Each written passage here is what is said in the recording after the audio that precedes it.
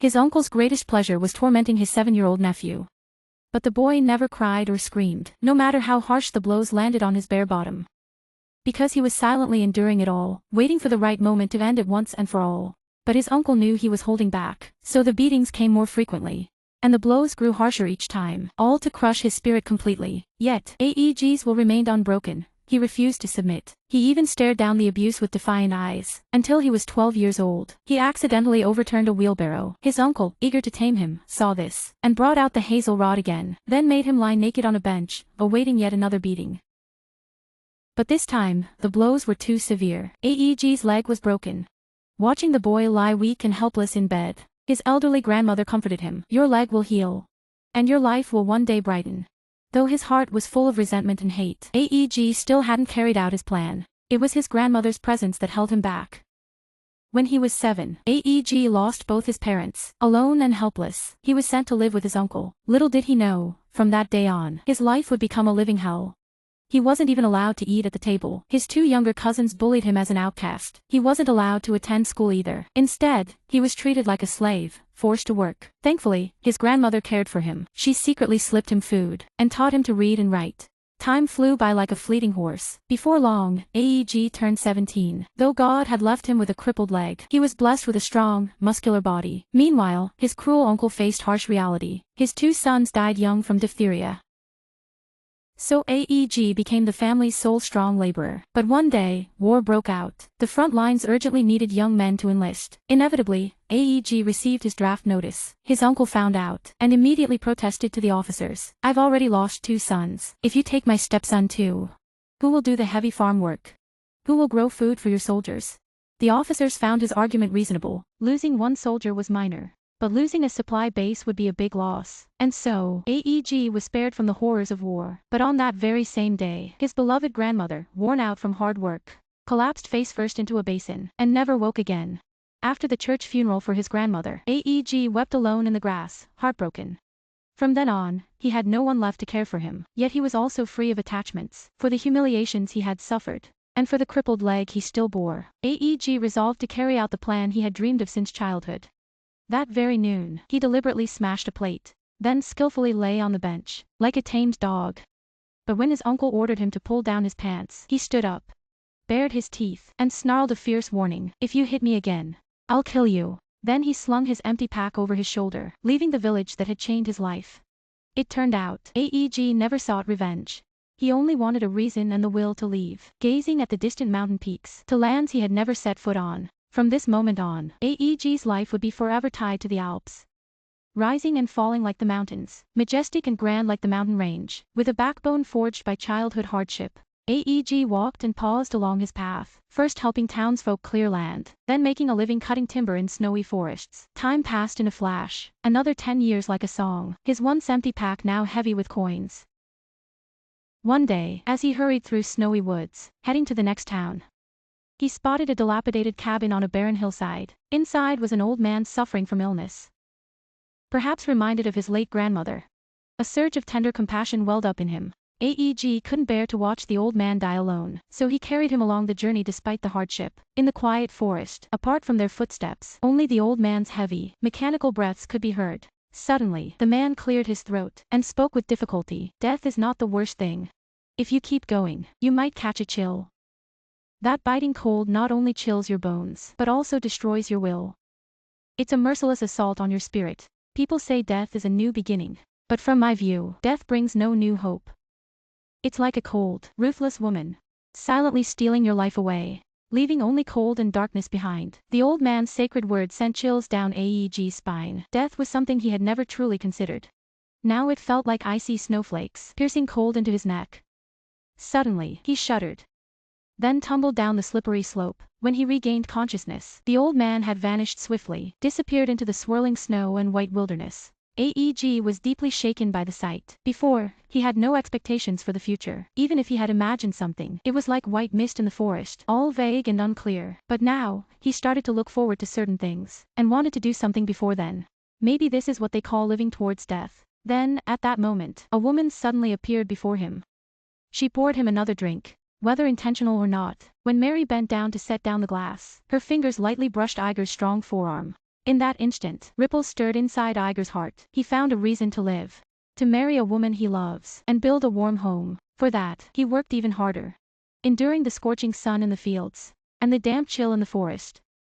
No matter the job, he accepted it, and never complained. Finally, he saved enough money. He rented a cabin halfway up the mountain. Though the cabin was simply furnished, the view from the window captured the breathtaking Alps in full. Not only that, with plenty of sunshine here, Iger planted a garden by the door with vegetables and fruits. Having a steady place to live, Iger was ready to formally pursue Mary, but his natural shyness and simplicity kept him from crossing the line. Mary's tavern boss, seeing this, warned her that Mary was a workaholic, not thinking about marriage or kids. He was told to give up on pursuing her. However, reality soon proved the tavern boss wrong. That day, after church, Mary saw Iger nearby and took the initiative to approach him. Since they already had mutual feelings, their romance quickly blossomed. Soon after, Iger brought Mary to his cabin. Looking at the magnificent view, Mary was so moved she was speechless. But nervous Iger grew talkative. He praised every detail of their home and proudly showed off the cabin's interior. He also shared his life plans, vowing never to be just a farmer again. Otherwise, he'd spend his life toiling on the land. He showed off like a peacock, just to make a good impression on Mary. What he didn't know was, from the moment Mary first saw him, she saw him as her destined one, and was willing to spend her life with him. After finally receiving love in return, Iger felt his income wasn't enough to give Mary a good life. Fortunately, a construction crew arrived in town. They planned to build a cable car on the Alps, so visitors at the base could quickly ascend and enjoy skiing to their heart's content. The crew urgently needed workers, and Iger urgently needed money, so he went to apply. At first, the manager thought his limp would prevent him from doing hard mountain work, but Iger stood tall and said, "I may limp, but I move freely. If you don't hire me, you'll lose out." Perhaps impressed by his confidence, the manager finally agreed to hire him. And so, Iger began sweating it out on the site. True to his word, he proved reliable and capable. He could tighten ropes, assemble steel frames, and even hang off cliffs to drill blasting points. With work going smoothly, his relationship remained sweet. One day, he and Mary stood halfway up the mountain, looking down. Sunlight bathed the Alps. Golden rays pierced through the clouds, lighting the everlasting snow on the peaks. It was breathtakingly beautiful. Suddenly, Mary sighed. These mountains look like porcelain. Fragile, ready to shatter into countless scenic shards. Though he softly agreed, Iger's mind was in chaos. Because with the one he loved, no view could compare to her. Suddenly, he couldn't hold back, and kissed Mary passionately. Mary responded gently. After their intimate moment, Iger desperately wanted to marry Mary. His co-workers suggested he propose with a letter, but Mary felt that wasn't formal enough. Suddenly, looking at the distant peaks, he had a heartfelt idea. Once everything was ready, he took Mary to a picturesque mountain spot. They sat quietly on a wind-swayed meadow. As the sun set and night fell, a sudden blaze lit up a distant peak. Looking closer, it spelled Mary's name. It turned out that with his co-workers' help, he overcame countless difficulties and made his burning love for Mary light up the whole valley. Moved by this sincere proposal, Mary accepted without hesitation. Soon, they joyfully married. They lived together in the cabin. Later, wanting a better life for Mary, Iger asked the construction crew for more work. But the manager said, "What you need isn't more work, it's money, because you've performed well. I'm willing, without extra workload, to pay you 20 cents more per hour. To repay this kindness, Iger worked even harder. He put more effort into his work. But that day, while he and co-workers struggled to pull cables up the mountain, a sawed pine tree suddenly fell, severing a worker's arm instantly. Though blood gushed everywhere, a gruesome sight, no one was scared. No one felt sorrow, as if this was common in such a place. They were used to it. Soon after, the first cable car started running smoothly. Since the workers made this miracle possible, they were all invited to the celebration. Watching the machines glide freely in the sky, Iger forgot all the blood and sacrifice. He felt unprecedented joy and fulfillment. One spring, the snow melted, and everything came back to life. Iger planned to expand his garden, planting more crops. Mary was also expecting a child. They had never been so hopeful for the future.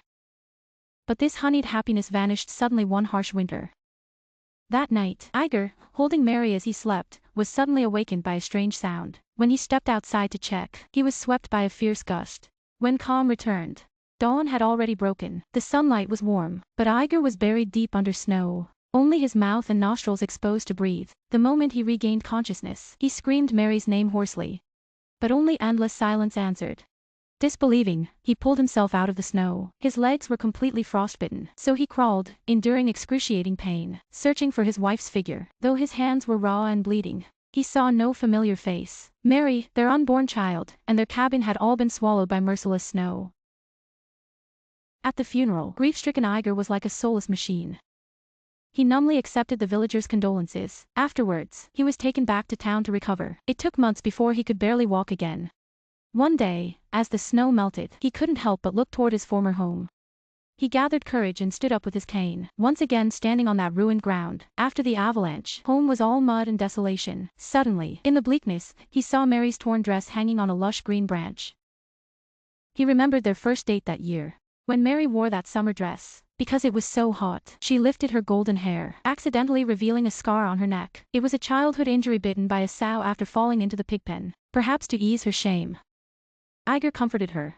Scars are like time itself, one after another, year after year, they all shape who we are. Thinking this, Iger grew even more sentimental. He had promised to protect Mary well. Yet now she was gone before him.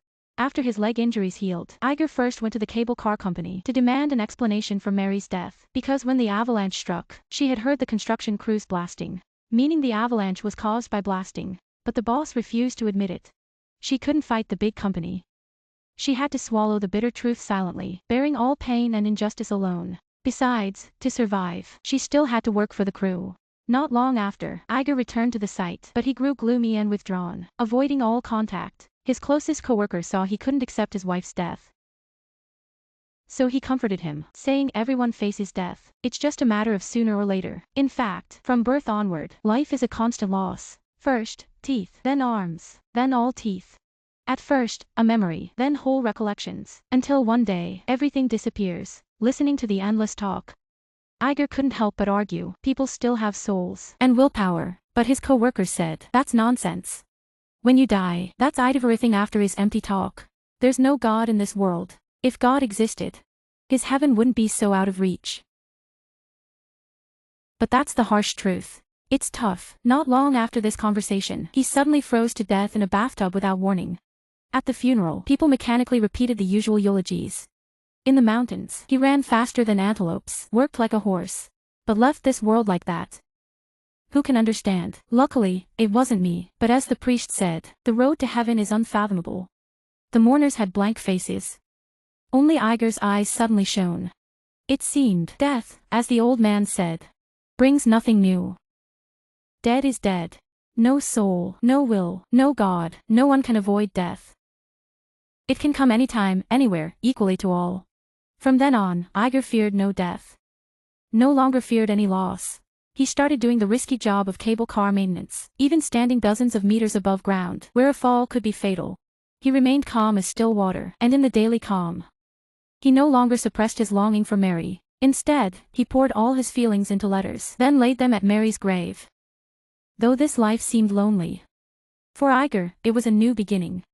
But just then, fate dealt him another heavy blow. World War II broke out. Many young men went to the front. The cable car that shattered the Alps' silence stopped running. Iger, who had sworn off farming, had to pick up the sickle again, working the fields with the women and children left behind. But after just one harvest, the draft broadcast spread through every corner of town. Because he was skilled at high-altitude work, Iger was sent to the Caucasus Mountains. His main task was drilling holes in rocks, placing explosives and guarding front lines, protecting the defense line. At first, he could still see comrades on another peak through his binoculars.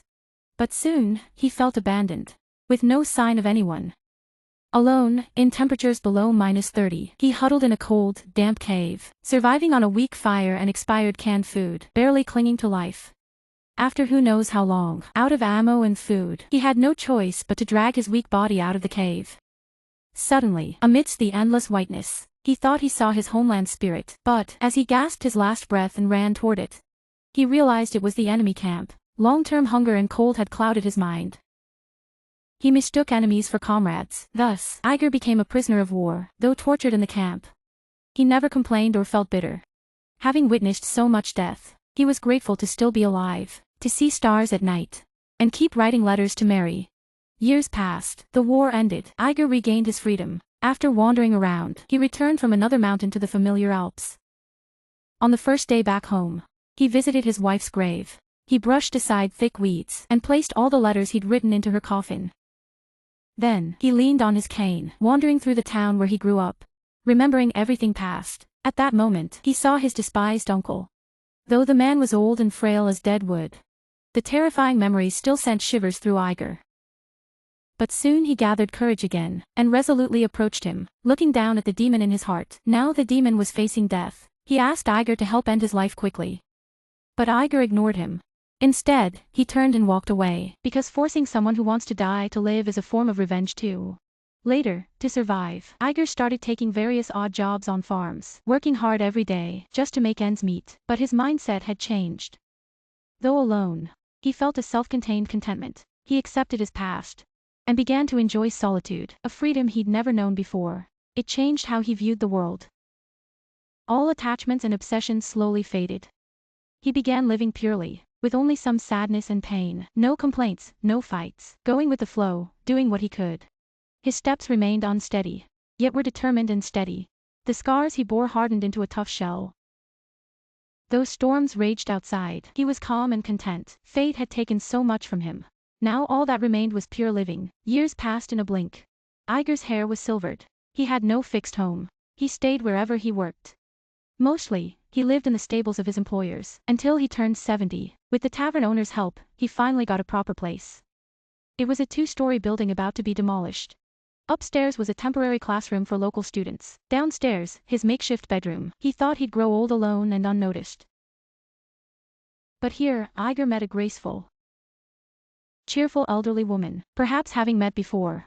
She had taken a liking to Iger, so she kept trying to befriend him.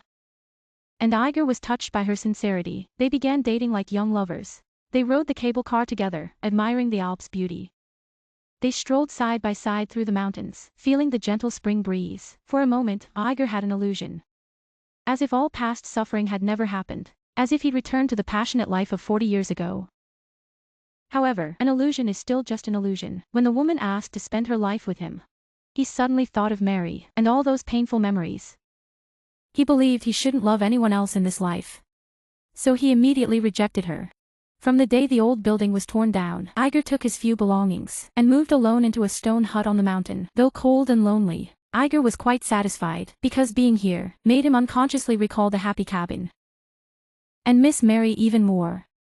Though he sometimes went down the mountain for supplies, most of the time, he stayed alone in the stone house. When tired, he lay down to sleep. When weary, he bathed in the cold mountain spring. Even if passers-by came by, he remained oblivious, as if completely cut off from the world. Self-sufficient, self-contained, self-content. This line appears incomplete or out of context, no translation provided. He clearly had no family, no future, yet he felt he had everything. As thoughts raced through his mind, those painful memories tangled in his mind, came and went like drifting clouds, fleeting and elusive, until he went down the mountain again, and saw astronauts landing on the moon on TV. Only then did he feel like he'd lived in another world. He had lived for far too long. On the way back from town to the stone house, Iger saw a crowd gathered around a fire truck. As he slowly approached, he was surprised to see the fire truck carrying none other than the old man he'd met decades ago in the forest. The old man had turned into a mummified corpse, discovered by hikers in a glacier crevasse. Many thought he had a tragic fate. Only Iger knew he was happy. In his final hour, he must have been smiling, because he saw through death. Death was just a cold woman with frost. A heavy snow falling, and he would merge with the earth, becoming one. In the days that followed, Iger seemed to hear death's call. He ate less and less, and his reactions slowed. One day, on a sudden whim, he boarded a bus heading to the mountain summit. The driver asked where he was going. He said, the last stop. As the bus wound up the mountain road, the scenery gradually unfolded before him. The warm yellow sunset cast a hazy glow. Waterfalls tumbled over rocky cliffs, flowing endlessly for 1,000 years. Fading yellow, dry grass dusted with frost. Life's toil and insight. Mountains and winds in endless change. Watching the majestic, ever-changing view outside, Iger saw those timeless, unforgettable moments of his life. Sorrow and joy, pain and happiness. Suddenly, he couldn't hold back his feelings. Tears streamed down. After getting off, he walked alone across the empty viewing platform. Gazing at the vast, winding mountains, he felt an unprecedented peace inside. That night, Iger continued writing to Mary. Dear Mary, I never believed in God. Death does not frighten me. Like everyone else, I once had dreams and hopes. Some came true. Some never will. Or were taken away once I had them. I don't remember where I came from, nor where I'm going. During this time, I reviewed the path I've walked in life. If I weren't so tired, I might laugh out loud from pure happiness. After writing, Iger passed away. Later, the villagers buried him with Mary. Those letters accumulated over decades, fluttered out like a swarm of butterflies, then hovered forever between them. In life, we drift on the sea of love. Loneliness is born. Lonely is the journey, bearing all joys and sorrows alone. No one can feel for you. 100 years pass by, and a lifetime. Directed by Hans Sternberg. Starring Steve Guggisberg and August Schnitzer. This 2023 drama film is adapted from Robert Cecil's worldwide best-selling novel. Iger's life was full of suffering. Orphaned as a child, raised by relatives, lost his wife too soon, caught in war, old and alone, dying in solitude. But after rolling through life's mud time and again, he gradually saw life's true meaning. He once thought life was a container, holding happiness, carrying sadness, but after repeated gains and losses, he realized life is more like a flow.